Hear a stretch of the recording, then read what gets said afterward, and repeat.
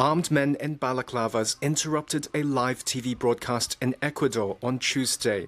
They stormed the studio a day after President Daniel Noboa declared a national state of emergency, which he later followed with a decree listing 22 gangs as terrorist organizations. The masked men were seen telling staff of the television station TC to get on the floor. Jorge Rendon was there working as a presenter. They shot one of our cameramen in the leg, broke the arm of another one. They fired bullets. They used their weapons inside. The police were alerted, and the police came in minutes, surrounded the TV station, and the tactical units intervened. They shot. The subjects were heavily armed, had long-range weapons, and wore balaclavas.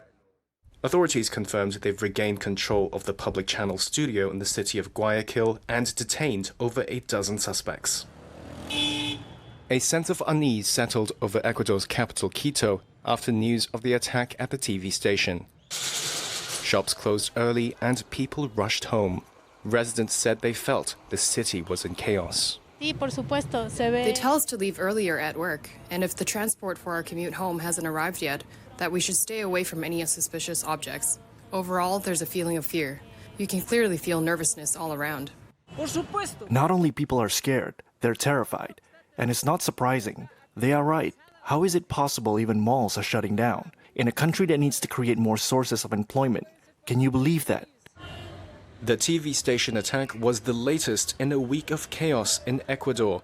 Over the weekend, Adolfo Macias, the powerful leader of the Los Choneros criminal gang, apparently escaped from the prison where he was serving a 34-year sentence.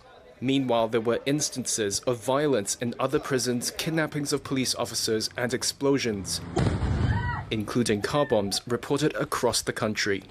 On Monday, President Noboa declared a 60-day state of emergency and a day later declared the situation an internal armed conflict. Ecuador's military now patrol the streets at night. A curfew has been imposed across the country. Peru on Tuesday declared an emergency along its northern border with Ecuador. Peruvian Prime Minister Alberto Otarola announced soldiers would be sent to help Peruvian police there as violence blamed on criminal gangs surges in its neighbor.